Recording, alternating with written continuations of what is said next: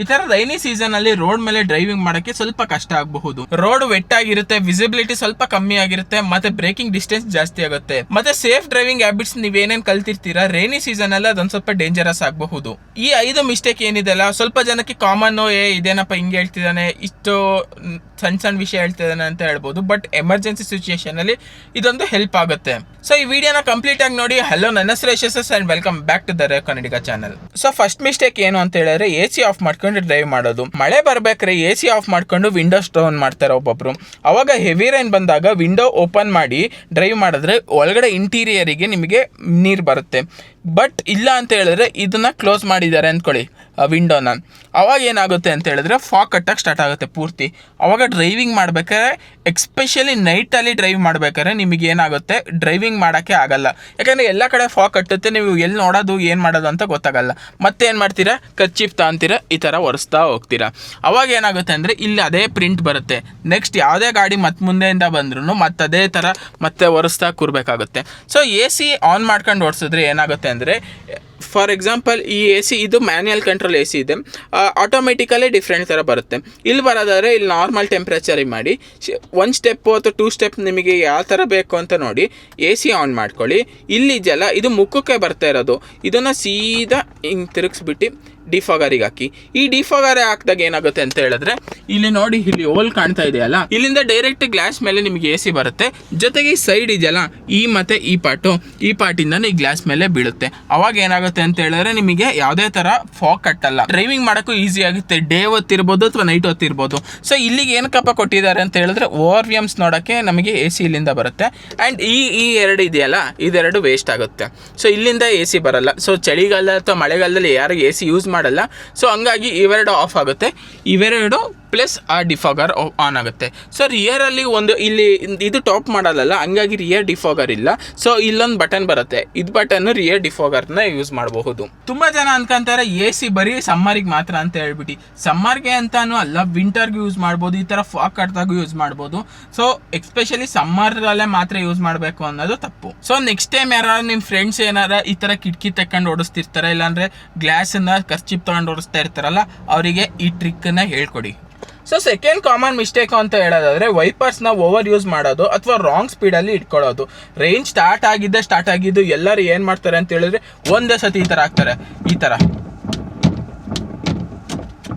But ಈ ಥರ ಸಣ್ಣ ಮಳೆಗೆ ಅಷ್ಟು ಮ್ಯಾಕ್ಸಿಮಮ್ ಸ್ಪೀಡ್ ಬೇಕಾಗಿರಲ್ಲ. ಲೈಟ್ ರೈನಿಗೆ ಏನಂದರೆ ಇಂಟಿಗೆ ಹಾಕಿದ್ರೆ ಸಾಕು, ಈ ಥರ ಒಂದು 10 ಸೆಕೆಂಡ್ಸ್ ನಿಲ್ಲುತ್ತೆ, ಮತ್ತೇನು ಮಾಡುತ್ತೆ, ಮತ್ತೆ ಬರ್ತಾ ಹೋಗುತ್ತೆ. ಸೊ ಮಾಡ್ರೇಟ್ ರೈನಿಗೆ ಏನು ಮಾಡ್ತೀರಾ ಅಂತ ಹೇಳಿದ್ರೆ ಮೀಡಿಯಮ್ ಸ್ಪೀಡು ಈ ಥರ ಹಾಕೊಂಡು ಹೋಗ್ತೀರಾ. ಮತ್ತೇನ ಮಳೆ ತುಂಬಾನೇ ಬಂತು ಅಂತ ಹೇಳಿದಾಗ 5 ಸ್ಪೀಡಿಗೆ ಹೋಗ್ತೀರಾ ಈ ಥರ. ಸೊ ಇದು ನಿಮಗೆ ಸಿಂಪಲ್ ಅನ್ನಿಸ್ಬೋದು, ಬಟ್ ವೈಪರ್ ಬ್ಲೇಡ್ ಹಳೇದಾಗ್ತಾ ಇದ್ದಂಗೆ ವಿಂಡ್ಶೀಲ್ಡ್ ಮೇಲೆ ಪ್ರಾಪರ್ ಆಗಿ ಒಂದು ವಾಟರ್ ಕ್ಲಿಯರ್ ಮಾಡಲ್ಲ, ಗ್ಲಾಸ್ ಮೇಲೆ ಮಾರ್ಕ್ ಕೂರಿಸ್ತಾ ಹೋಗುತ್ತೆ. ಅವಾಗ ಏನಾಗುತ್ತೆ ಅಂದರೆ ನೈಟ್ ಟೈಮಲ್ಲಿ ಡ್ರೈವಿಂಗ್ ಮಾಡಬೇಕಾದ್ರೆ ಆ ಕಡೆಯಿಂದ ಹೆಡ್ಲೈಟ್ ಬಂದಾಗ ನಿಮಗೆ ಹೆಡ್ಲೈಟ್ ಸ್ಪ್ರೆಡ್ ಆಗಿ ನಿಮ್ಮ ಕಣ್ಣ ಮೇಲೆ ಎಫೆಕ್ಟ್ ಆಗುತ್ತೆ. ಸೊ ರೈನಿ ಸೀಸನಲ್ಲೂ ಇನ್ನೂ ಏನಾರ ರಾತ್ರಿ ಹೊತ್ತು ಗಾಡಿ ಓಡಿಸ್ತಾ ಇದ್ದೀರಾ ಅಂತ ಹೇಳಿದ್ಮೇಲೆ ಇನ್ನೂ ಅದು ಸ್ಪ್ರೆಡ್ ಆಗ್ತಾ ಹೋಗುತ್ತೆ. ಸೊ ಇದು ಜಸ್ಟ್ ವೈಪರ್ದಲ್ಲ, ವೈಪರಿಂದ ವಿಂಡ್ಶೀಲ್ಡ್ ಇದೆಯಲ್ಲ ಇದಕ್ಕೆ ಎಫೆಕ್ಟ್ ಆಗುತ್ತೆ. ಸೊ ಇನ್ನೊಂದ್ಸತಿ ಹೇಳ್ತೀನಿ, ನಾರ್ಮಲ್ ಆಗಿ ಇದ್ದಾಗ ಇಂಟ್ ಹಾಕಿ ಹಿಂಗಾಗುತ್ತೆ, ಒಂದು 2 ಅಥವಾ 3 ಸೆಕೆಂಡು. ಒಂದೊಂದರಲ್ಲಿ ಸ್ಟೆಪ್ ಇರುತ್ತೆ, ಆ ಸ್ಟೆಪ್ಪಿಂದನೂ ಅಡ್ಜಸ್ಟ್ ಮಾಡ್ಬೋದು. ಒಂದೊಂದರಲ್ಲಿ ಸ್ಟೆಪ್ ಇರಲ್ಲ, ಅದ್ರ ಪಾಡಿಗೆ ಅದು 10 ಸೆಕೆಂಡ್ಸ್ ಆದಮೇಲೆ ಮಾಡುತ್ತೆ. ಇಲ್ಲ ಒಂಚೂರು ಮಳೆ ಜಾಸ್ತಿ ಆಯಿತು ಅಂತ ಹೇಳಿದ್ರೆ ಫಸ್ಟ್ ಸ್ಟೆಪ್ಪಿಗೆ ಹಾಕಿ, ಸೊ ಅದ್ರ ಪಾಡಿಗೆ ಅದು ಈ ಥರ ಮಾಡ್ತಾ ಹೋಗುತ್ತೆ.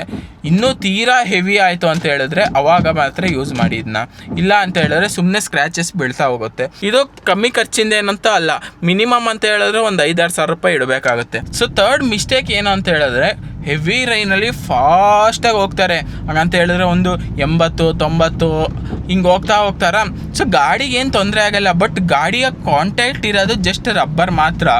ಸೊ ಅವಾಗ ಏನಾಗುತ್ತೆ ಅಂತ ಹೇಳಿದ್ರೆ ಎಲ್ಲಾರ ಒಂದು ಸ್ವಲ್ಪ ಸ್ಲಿಪ್ ಆಯಿತು ಅಂತ ಹೇಳಿದ್ರೆ ಗಾಡಿ ಸ್ಕಿಡ್ ಆಗೋ ಚಾನ್ಸಸ್ ಜಾಸ್ತಿ ಇರುತ್ತೆ. ಮತ್ತು ಈ ಥರ ಗುಂಡಿ ಗೊತ್ತಿರಲ್ಲ ನಮಗೆ, ಥಡಾರ್ ಅಂತ ಎತ್ತಾಕ್ತೀವಿ, ಅವಾಗ ನಿಮಗೆ ಟೈರ್ ಬಸ್ಟ್ ಆಗೋ ಚಾನ್ಸಸ್ಸು ತುಂಬ ಬರುತ್ತೆ. ಸೊ ಈಗ ಯಾವುದೊಂದು ನಾರ್ಮಲ್ 2 ವೇ ರೋಡಲ್ಲಿ ಹೋಗ್ತಾ ಇದ್ದೀನಿ ಆ್ಯಂಡ್ ಇಲ್ಲಿ ನನಗೆ ಗೊತ್ತಿಲ್ಲ ಎಲ್ಲಿ ಗುಂಡಿ ಇದೆ ಏನಿದೆ ಅಂತ ಹೇಳ್ಬಿಟ್ಟು. ಸೊ ನೀರು ತುಂಬ್ಕೊಂಡಾಗ ಮಳೆ ಬರ್ತಿದ್ದಾಗ ಇನ್ನೂ ಗೊತ್ತೇ ಆಗಲ್ಲ ಎಲ್ಲೆಲ್ಲಿ ಗುಂಡಿ ಏನೇನಿದೆ ಅಂತ ಹೇಳ್ಬಿಟ್ಟು.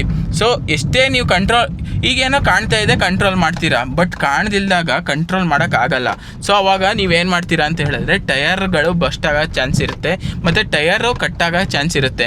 ಸೊ ಈ ಮಳೆ ನೀವೇನಾದ್ರು ಫ್ಯಾಮಿಲಿ ಜೊತೆ ಹೋಗ್ತಾ ಇರ್ತೀರಾ ಅಂತ ಹೇಳಿದ್ರೆ ಈ ಮಳೆಯಲ್ಲಿ ಅವ್ರನ್ನ ಕರ್ಕೊಂಡು ಟಯರ್ನ ಚೇಂಜ್ ಮಾಡಿಕೊಂಡು ನೀವು ಗಾಡಿನ ತಗೋಗಿ ಮನೆ ನಿಲ್ಸೋ ಅಷ್ಟೊತ್ತಿಗೆ ಒಂದು ತಲೆ ಬಿಸಿನೇ ಸ್ಟಾರ್ಟ್ ಆಗುತ್ತೆ. ಹಂಗಾಗಿ ನಾರ್ಮಲ್ ಸ್ಪೀಡಲ್ಲಿ ಹೋಗಿ ಯಾವ್ದಾರ ಗುಂಡಿ ಆರಿಸಿದ್ರು ಏನಾಗಲ್ಲ. ಅವಾಗ ಈಗ ಒಂದು 50-60 ತನಕ ಹೋದ್ರೂ ನೀವು ಆರಾಮಾಗಿ ಕಂಟ್ರೋಲ್ ಮಾಡ್ಬೋದು. ಸೊ 80-90 100+ ಹೋದಾಗ ನಿಮಗೆ ಏನಾಗುತ್ತೆ ಅಂತ ಹೇಳಿದ್ರೆ ಗಾಡಿ ಕಂಟ್ರೋಲಿಗೆ ಸಿಗಲ್ಲ. ಇನ್ನೊಂದು ಏನಂತ ಹೇಳಿದ್ರೆ ಯಾವ್ದಾರ ಗುಂಡಿಗೆ ಆರಿದ ತಕ್ಷಣವೇ ನಿಮ್ಮ ಟಯರು ಬಸ್ಟ್ ಆಗೋ ಚಾನ್ಸಸ್ ತುಂಬ ಇರುತ್ತೆ. ಸೊ 4ನೇ ಮಿಸ್ಟೇಕ್ ಏನು ಅಂತ ಹೇಳೋದಾದರೆ, ನೀವು ಹಿಂಗೆ ರೋಡ್ ಮೇಲೆ ಹೋಗ್ತಾ ಇರ್ತೀರ ಆ್ಯಂಡ್ ರೋಡ್ ಸೈಡಲ್ಲಿ ಸ್ವಲ್ಪ ವಾಟರ್ ಲಾಗ್ ನಿಂತಿರುತ್ತೆ, ಅದ್ರ ಮೇಲೆ ಟಯರ್ನ ಹತ್ತಿಸ್ಕೊ ಹೋಗೋದು. ಫಾರ್ ಎಕ್ಸಾಂಪಲ್ ಇಲ್ಲೊಂದು ಸ್ವಲ್ಪ ನೀರು ನಿಂತಿದೆ ನೋಡಿ, ಈ ಥರ ಆರಿಸೋದು ಏನಿದೆಯಲ್ಲ ಇದನ್ನು ಮಾಡಬಾರ್ದು. ಏನಕ್ಕೆ ಅಂತ ಹೇಳೋದಾದರೆ, ಸೊ ಈ ಥರ ಮಾಡೋಕ್ಕೆ ತುಂಬಾ ಮಜಾ ಬರುತ್ತೆ, ನಾನೇ ಹೇಳ್ತೀನಿ. ಬಟ್ ನಿಮ್ಮ ಟಯರ್ ಏನಾದ್ರು ಗ್ರಿಪ್ ಇಲ್ಲ ಅಂತ ಹೇಳಿದ್ರೆ ಹೈಡ್ರೋಪ್ಲಾನಿಂಗ್ ಆಗುತ್ತೆ. ಹೈಡ್ರೋಪ್ಲಾನಿಂಗ್ ಅಂದರೆ ಏನು ಅಂತ ಹೇಳೋದಾದರೆ, ಸೊ ಗಾಡಿ ಹೋಗ್ತಾ ಇರುತ್ತೆ, ನಮ್ಮ ಟಯರು ರೋಡ್ ಮೇಲೆ ಗ್ರಿಪ್ ಮಾತ್ರ ಮಾಡ್ತಾ ಇರುತ್ತೆ. ಸೊ ಟಯರು ಮತ್ತು ರೋಡಿನ ಮಧ್ಯ ವಾಟರ್ ಆಗುತ್ತೆ. ಸೊ ಟಯರು ಮತ್ತು ರೋಡಿನ ಮಧ್ಯೆ ನಿಮಗೆ ವಾಟರ್ದೊಂದು ಇಷ್ಟು ಲೇಯರ್ ಬಂದುಬಿಡುತ್ತೆ. ಅವಾಗ ಏನಾಗುತ್ತೆ ಅಂತ ಹೇಳಿದ್ರೆ ಗಾಡಿ ಅಕ್ಕೆ ಕಡೆನೇ ಹೋಗ್ಬಿಡುತ್ತೆ. ಸೊ ಒಂದೊಂದ್ಸತಿ ಏನಾಗುತ್ತೆ ಅಂತ ಹೇಳಿದ್ರೆ ಎಲ್ಲೆಲ್ಲೋ ತಗೋಗ್ಬಿಟ್ಟು ಆ ಕಡೆ ಎಲ್ಲಾರು ತಳ್ಳಿಬಿಡುತ್ತೆ, ಇಲ್ಲ ಎಲ್ಲೆಲ್ಲೋ ತಗೋಗಿ ಈ ಕಡೆ ಎಲ್ಲೋ ತಳ್ಳಿಬಿಡುತ್ತೆ. ಸೊ ಅವಾಗ ಏನಾಗುತ್ತೆ ಅಂತ ಹೇಳಿದ್ರೆ ನಿಮಗೆ ಗಾಡಿ ಕಂಟ್ರೋಲಲ್ಲಿ ಸಿಗೋದೇ ಇಲ್ಲ. ಸೊ ಅದು ಮಜಾ ಬರುತ್ತೆ, ನಾನು ಒಪ್ಕೊತೀನಿ. ಬಟ್ ಆ ಥರ ಮಾಡಿದಾಗ ಎಲ್ಲ ಟೈಮು ಒಂದೇ ಥರ ಇರೋಲ್ಲ. ಒಂದೊಂದ್ಸತಿ ತಗೋಗಿ ಈ ಕಡೆ ಎಲ್ಲಾರು ಹಾಕ್ಬಿಡುತ್ತೆ, ಒಂದೊಂದ್ಸತಿ ತಗೋಗಿ ಆ ಕಡೆ ಎಲ್ಲಾರು ಹಾಕ್ಬಿಡುತ್ತೆ. ಸೊ ನೀವು ಬ್ರೇಕ್ ಹಿಡಿದ್ರೂ ಅದು ಬ್ರೇಕ್ ಕಂಟ್ರೋಲ್ ತಗೊಳ್ಳೋದೇ ಇಲ್ಲ. ಯಾಕಂತ ಹೇಳಿದ್ರೆ ನಮ್ಮ ಟಯರು ಮತ್ತು ರೋಡಿನ ಮಧ್ಯೆ ಒಂದಿಷ್ಟು ವಾಟರ್ ಲೇಯರ್ ಬಂದುಬಿಡುತ್ತೆ. ಸೊ ಹಂಗಾಗಿ ತುಂಬ ಎಕ್ಸಾಂಪಲ್ ಇದೆ, ಯೂಟ್ಯೂಬಲ್ಲಿ ನೀವು ನೋಡ್ಬೋದು. ಈ ಅಕ್ವಾ ಪ್ಲ್ಯಾನಿಂಗ್ ಅಥವಾ ಹೈಡ್ರೋ ಪ್ಲ್ಯಾನಿಂಗ್ ಆಗಿ ತುಂಬಾ ಗಾಡಿಗಳು ಡಿಸ್ಬ್ಯಾಲೆನ್ಸ್ ಆಗಿರೋದು. ಸೊ 5th ಮಿಸ್ಟೇಕ್ ಏನಪ್ಪ ಅಂತ ಹೇಳೋದಾದರೆ, ಈ ಥರ ಒಂಚೂರು ಮಳೆ ಸ್ಟಾರ್ಟ್ ಆಗಿಬಿಡ್ತು, ತುಂಬ ಜನ ಈ ಥರ ಹಜಾರ್ಡ್ ಲೈಟ್ ಹಾಕೊಂಡು ಓಡಾಡ್ಸೋಕ್ಕೆ ಸ್ಟಾರ್ಟ್ ಮಾಡ್ತಾರೆ. ಸೊ ಇವಾಗ ಏನಾಗುತ್ತೆ ಅಂತ ಹೇಳೋದಾದರೆ, ನಾನು ಹೈವೇ ಮಧ್ಯದಲ್ಲಿ ಹೋಗ್ತಾ ಇದ್ದೀನಿ, ಈ ಥರ ಹಜಾರ್ಡ್ ಲೈಟ್ ಆನ್ ಮಾಡಿದ್ದೀನಿ, ಈಗ ಸ್ವಲ್ಪ ಮಳೆ ಇದೆ, ಸೊ ನಾನು ರೈಟಿಗೆ ಹೋಗಬೇಕು, ರೈಟ್ ಇಂಡಿಕೇಟರ್ ಕೊಡ್ತೀನಿ, ಅಲ್ಲಿ ಬರಲ್ಲ. ಸೊ ಯೂಶಲಿ ಎಲ್ಲ ಕಾರಲ್ಲೂ ಬರಲ್ಲ. ಸೊ ಈಗ ನಾನು ಸಡನ್ನಾಗಿ ರೈಟಿಗೆ ಟರ್ನ್ ಆಗ್ತೀನಿ, ಹಿಂದೆ ಗಾಡಿ ಬರ್ತಾಯಿದೆ, ರಾಟ್ ಅಂತ ಹೊಡ್ಕೊತೀನಿ. ಅವಾಗ ಏನಾಗುತ್ತೆ ಅಂತ ಹೇಳಿದ್ರೆ, ಈಗ ಹಿಂದೆ ಬರ್ತಿರೋ ಗಾಡಿಗೆ ಗೊತ್ತಾಗಲ್ಲ ಇವ್ನು ರೈಟ್ ಲೈನಿಗೆ ಬರ್ತಾನೋ ಲೆಫ್ಟ್ ಲೈನಿಗೆ ಬರ್ತಾನೋ ಅಥವಾ ಮಧ್ಯದಲ್ಲೇ ಹೋಗ್ತಾನೋ ಅಂತ ಹೇಳ್ಬಿಟ್ಟು. ಸೊ ಅವಾಗ ಕನ್ಫ್ಯೂಷನ್ ಕ್ರಿಯೇಟ್ ಆಗಿ ನೀವು ಏನಾರ ಸಡನ್ನಾಗಿ ರೈಟಿಗೆ ಹೋದ್ರಿ ಅಂದ್ಕೊಳ್ಳಿ, ಇಬ್ಬರಿಗೂ ಆಕ್ಸಿಡೆಂಟ್ ಆಗುತ್ತೆ. ಸೊ ಇದರ ಮೇನ್ ಫಾಲ್ಟೇ ಅದು ಆಗುತ್ತೆ. ಸೊ ಫಾರ್ ಎಕ್ಸಾಂಪಲ್ ಈಗ ಈ ಥರ ಏನಾರ ಗಾಡಿ ಮಧ್ಯ ಹಾಳಾಗಿದೆ, ಇಲ್ಲೆಲ್ಲಾರ ನಿಂತ್ಕೊಂಡು ಆನ್ ಮಾಡಿದ್ದೀನಿ ಅಂದರೆ ಇಟ್ಸ್ ಓಕೆ, ಅದೇ ಎಕ್ಸ್ಟ್ರೀಮ್ ಕಂಡೀಷನ್ನು ಬಿಡಪ್ಪ ಹೋಗ್ಲಿ ಅಂತ ಹೇಳ್ಬೋದು.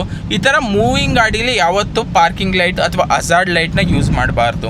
ಸೊ ಇದಾಗುತ್ತೆ 5 ಕಾಮನ್ ಮಿಸ್ಟೇಕ್ಗಳು ರೈನಿ ಸೀಸನಲ್ಲಿ ಮಾಡೋ ಅಂಥದ್ದು. ನೀವು ಯಾವ್ದಾರ ಮಾಡ್ತಾ ಇದ್ರೆ ಪ್ಲೀಸ್ ನಿಮ್ಮ ಹ್ಯಾಬಿಟ್ನ ಚೇಂಜ್ ಮಾಡ್ಕೊಳ್ಳಿ. ನಾವು ಸೇಫ್ ಆಗಿರೋ ಜೊತೆಗೆ ಬೇರೆಯವರು ಸೇಫ್ ಆಗಿರ್ತಾರೆ. ಆ್ಯಂಡ್ ಹೆಂಗನ್ನಿಸ್ತು ಅಂತ ಹೇಳ್ಬಿಟ್ಟು ಕಮೆಂಟ್ ಸೆಕ್ಷನ್ ಕಮೆಂಟ್ ಮಾಡಿ.